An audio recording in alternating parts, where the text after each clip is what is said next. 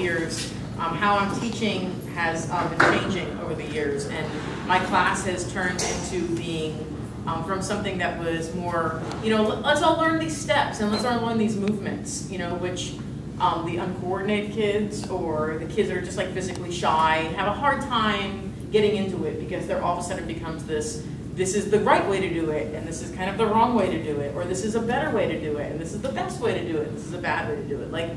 And I wanted to erase all that, because so much about dance and what dance can really, you can really benefit from dance. And I'm not talking like the art of dance and the refinement of dance, but more like the therapeutic side of dance, is that it helps you become more present in your body. It helps you feel physically comfortable. It obviously the health benefits to just being able to move around and finding your range of motion, but it helps give kids a sense of confidence. The little kid that's like in the corner like this, if you just open them up a little bit, they see the world differently, literally.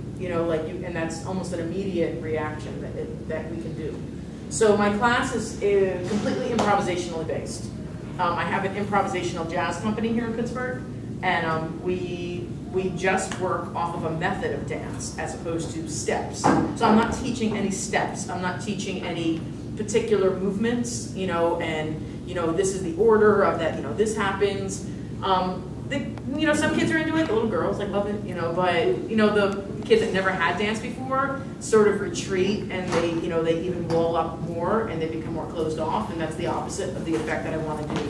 I want every kid in the room to feel more consciously aware of themselves physically and confident with themselves physically.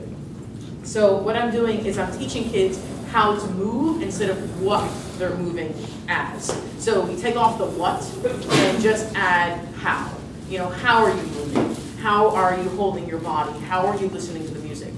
And the one thing universal about little kids, no matter what age, and this is not even little kids, universal to everyone you've ever met in your life, has a favorite song.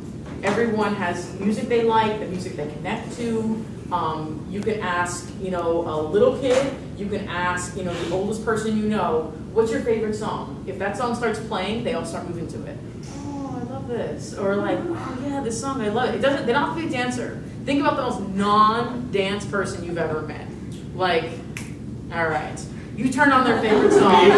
You turn on their favorite song, and I guarantee you move. Even it's like, oh yeah, this song. It like gets you, it penetrates you, it goes through you. The sound waves are quite literally, scientifically going through you. So it's that sense that we allow music to come into our minds, our bodies, and this is a way of connecting the music physically. Not everyone can play an instrument. I can't play an instrument, but I feel that my heart can. I feel that like I know music, I connect with music. I feel that like if I just magically learned how to play something, I could just go, I could jam. But I don't know, I don't have that physical ability. I don't have the ability to an outside instrument. But I've got my body, and I'm in it every day. I live, sleep, breathe, eat in it every day. And I can move it, and I feel comfortable in it, or I want to feel more comfortable in it. And I understand it, and I know that because mine is unique, no one can possibly be moving like me. So it immediately says, however you are, whoever you are, whatever you look like, it doesn't matter that you look like someone else, because you're supposed to be unique. You're supposed to be one of a kind when you move. And it brings kids to that comfortability and that safe place to saying, you might do something different than any other kid in the room, but that's okay. That's exactly what you want that. You don't want to look like someone else because you don't have their body. You should be moving as you move. And the little kids, the little ones, are actually way more down with that. Like the little, like the reds and the blues, they're in it. Once you hit like that, slight, pre-adolescent age, they start getting that like salt on their shoulder, a little chip, like, what is this? They immediately, there's a wall we gotta like get down.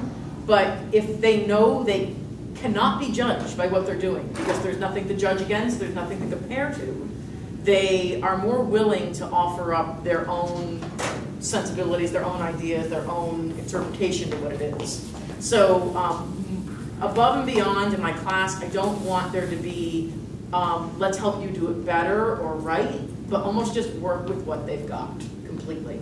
I've taught this to a paraplegic man. I've taught this to 5-year-olds. I taught it to an 85-year-old recently. You know, it does not matter the age, the ability, none of that matters. If you could just move your hands, you can play the music with your hands. It doesn't matter that, you know, you don't know the moves, or you're not coordinated, or you don't know your right foot from your left foot. It's all irrelevant. My philosophy is that everyone is a dancer. Not everyone's a performer. Not everyone gets up on the stage, but everyone is a dancer. All dance and all movement is the same.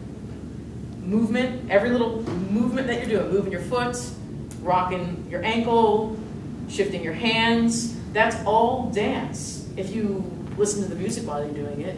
And your body will naturally move to the music. Most of the day, you're dancing and you don't even know it. You're dancing for all the people who have headphones on and you can't hear their music. And they're looking around and try this. I swear it works. And it freaks out my classes every time I teach them. We go outside and they say, pick something with a beat, something with like a good beat.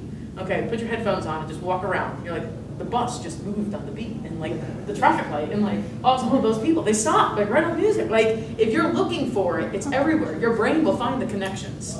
You know, and even more amazingly, and you could try this later on this week if you all got like, you know, headphones or iPods, put on music that no one can hear, and then someone will watch with music they can't hear, and I guarantee you they'll be dancing to your song.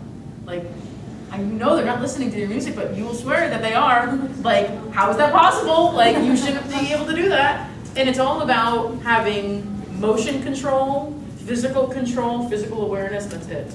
So I'm going to teach you the principles that I teach to every single age group ever, and they're really, really, really simple. You know, in fact, it's so simple, it goes down to breaking dance. What is dance? Like, you know, literally. Not what it does to me or what it does to us, or, you know, why dance. What is dance? To me, it is motion. And then if you say it's motion, well then it also has to be stopping. So it's stillness and motion. And how clear can you be about those things? How much do you vary those things? Because when you go down to it, it's either moving or it's not. There is no middle ground. It's sort of moving. Is it still? If it's not still, then it's moving. And to accept all motion and all stillness as dance. Because without the stillness, the motion would mean nothing. And without the motion, the stillness would mean nothing. It's like if you hear music, it's the space in between the notes that make the music sing, that make the phrase, the melody, and the beat that we connect to. If it was all sound, all notes all the time, all music would sound like a tone and would have no change. It would have no stopping and starting. The parts that get people the most, and with this form of dance, as well as, you know, when you say you go to a concert, and all of a sudden there's like a break, boom, and it goes right back into it. Everyone like, it connects to you, it teased you, it taunted the music for a second, and then everyone got on board with it, and like, the audience can do that, and like, we can do that as movers. So treat your body as an instrument of motion. It's a visual instrument. It's not a musical instrument, it's a visual instrument that is not going to dance to the music, but the jazz part is it's going to dance with the music. It's going to decide how it weaves in and out of things, and your own musicality can be yours. However you hear the music, there is no right or wrong. However you hear the music, that's how you hear it, and that's how you'll move, and you'll prove to everyone that you listen to music differently. So everyone stand up right where you are. Or give yourself a little room. And I don't like, if you want, you can have enough room, you're not really going to move anywhere. What I'd like to do is first get everyone comfortable with being completely still. And I'm not talking now, like relatively speaking, you might all think you're pretty still. There is mountains of movement. You're flying, like going on in here. I'm moving a lot. Just because my feet aren't moving doesn't mean I don't have motion going on. So for the kids, this is really great because it teaches them to center themselves. And they realize, some of them realize it's very difficult, especially the older ones that can kind of grasp this. They realize, oh my goodness, I have the inability to be still. I can't be still. So everyone try this. Just put your arms away from your body in any sort of like, you know, shape that you want. And be completely 100% still.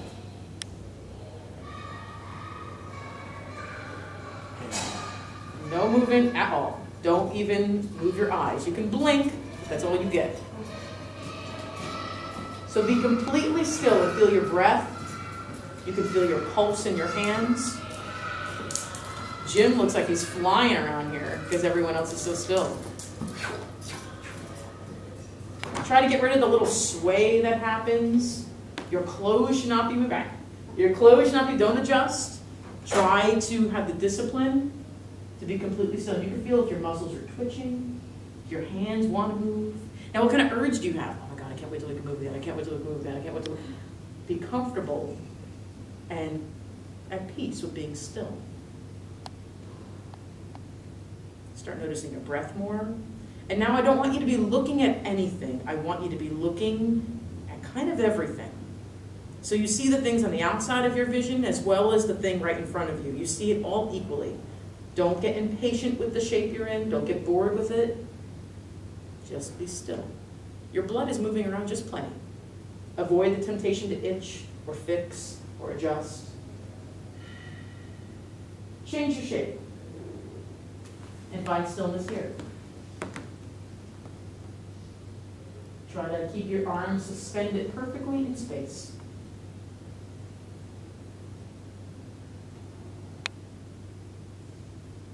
Try to relax your feet.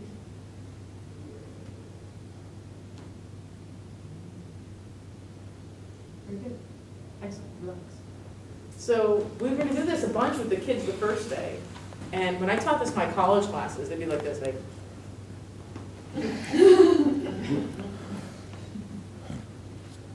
you know, like, and they're like, I'm still. I'm like, no, you're not. Imagine if there was a motion sensor in here, and like all of a sudden, boom, it's on. And if I just did this, I'd trip it off. So I have to be so still. See, I even feel like I'm moving now. I feel like my pulse is making me move. You know, so it takes so much. And when you are still, you start being aware of the shape you're in. Why are my hands like that? That's a really bizarre shape for my fingers. Oh, like, I wasn't aware I was doing that. So it's becoming aware. Chewing gum is movement. You know, making an itch is movement. Having a movement, all right? So embracing the stillness. Now, once you have stillness, you got to think that dance is 50-50. It's 50% motion, 50% stillness. And how you disperse that and how you mix it up, that's up to you. That's your musicality. But do not shy away from being still. A lot of people think dance is movement. Dance is moving. Dance is also stillness. Dance is also stillness. That's like saying silence isn't a part of music. You know, the piano player is playing in the jazz quartet and he steps away for a second. He's still in it. Just because you don't hear him doesn't mean he's not there. He's still there. You just can't hear his sounds. And he knows then when he should jump back in. He didn't go out for coffee. He didn't leave. He didn't like, well, I'm not playing, so it's not important. You know, like, or it doesn't matter if I'm not playing. Stillness is just like silence. So motion, you have two different kinds of motion. You have dots and you have dashes, all right? And these are really, really easy. They kind of sound like what they are. So just take your hand for a second, and you're gonna make a dash. And dash sounds like it's gonna dash off to something, and it just fades away like the word. It starts like duh. All right, so dash. It's like a quick movement, go back, dash. In any direction you want. So it's kind of like making a little beat and then letting the beat trail off. It's almost like a little echo. So it's like, boom, and it just fades away, all right? So little kids have, you know? So it's not, this is not a dash, all right? That's just powerful, all right? A dash just kind of fades away, all right? Imagine that you never really end the word. Dash. Still going. All right, and it never ends. A dot is a very quick little piece of movement, the tiniest little movement you could do, and it begins and ends with silence, stillness. Stop, stop, stop, stop, stop. You can do many things at once. Stop, stop, stop, stop, stop. So you don't have to feel robotic, all right? And you don't have to be tight with it. Right? It's like, oh, I'm angry. All right? But to be relaxed about it. Now, dots are very difficult because this is how we can become more clear with our musicality. You'll understand what this means in a minute when I play the music. Everyone, da, da, da, da. When did that movement end? When did that dot end? Did it begin? It's hard to say. If I have very clear little moments, then I can mix dot, dot, dash. You can add little dots and dashes together, kind of like a Morse code thing. So dot, dot, dash, dot, dot, dash, dot, dash, dash, dot, dot, dash. So you're kind of like playing the music, like sort of like a little instrument. You're sort of like literally playing it. Don't think dance. Think kind of like a physical music class. That's probably a better way of thinking about it. So what you're going to do is spread out a little bit, give yourself a little bit of room. It doesn't matter, like, there's no front. You can be inside the circle, outside the circle, doesn't matter, whatever, it doesn't matter. Give yourself a little room, and every now and then you want to play your motion and your stillness. So sometimes there's still moments, and just play some dots and dashes. And they're your notes. So when you hear the music, and you'll identify with the beat right away, all right? It's a very like clear beat that's going on. So when you hear that beat, where do your dots and dashes happen? Does it end on the dot, on the beat? Or how about when the beat, boom, starts, I start moving on the beat? Or I can zoom, end on the beat. That's up to you. But play the motion. So I'll show you what I mean, and it'll make sense pretty quickly.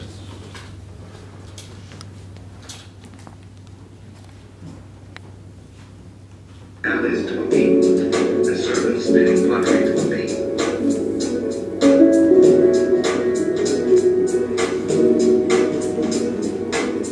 So here's the general beat. Now I'm going to jazz around it. Jazz is a verb, not a noun in this instance. So I don't have to be just like this.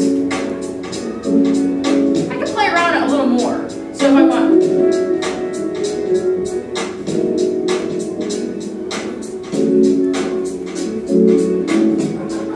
Sparse.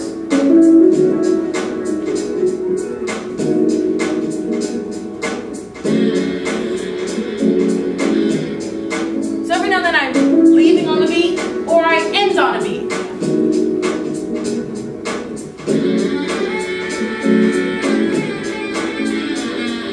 Play it. Think about it. Listen to the music first.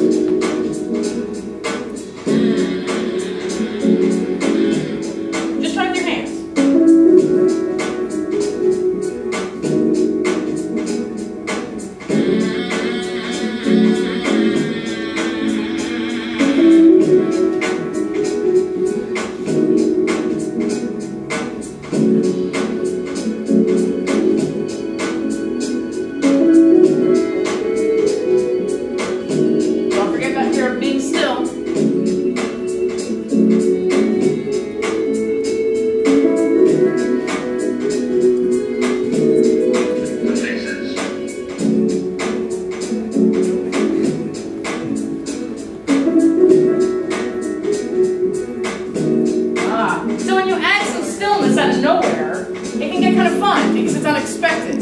So if I just like hang out here, that's fine. Or I can get a little more unexpected about where I put my stops. It'd be expected that I stop there, or that I stop here.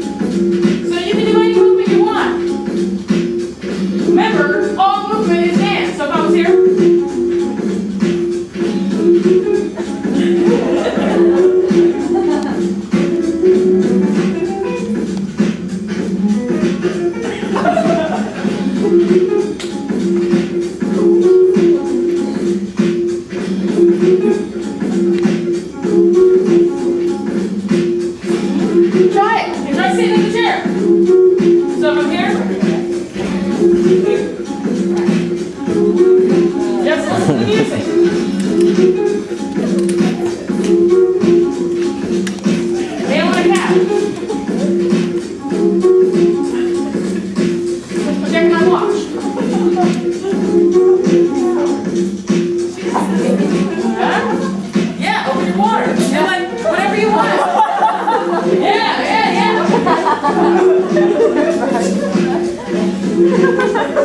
Exactly. So sometimes you have movements that fade. That's a note that fades away. So if I'm here and I've got a note,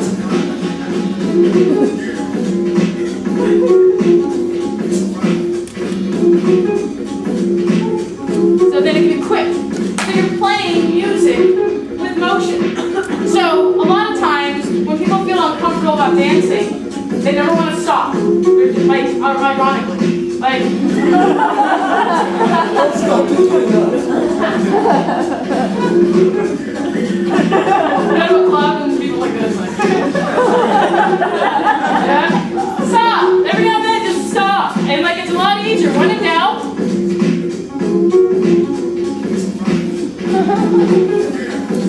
You can even do dance like this.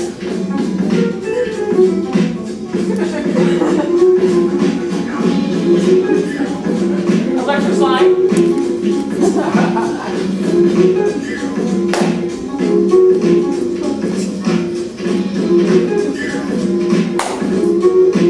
Doesn't matter. It's just playing, stopping, and starting. So that's huge with the kids. And they become more consciously aware of not comparing, seeing, judging themselves. We've got a mirror in front of the room, which is difficult to get past. We're going to do a lot of turning away from the mirror. But if they just stay here, they know this. Every little kid, they know this. They're here. They'll play freeze dance for days, which is essentially the same thing. All right, but I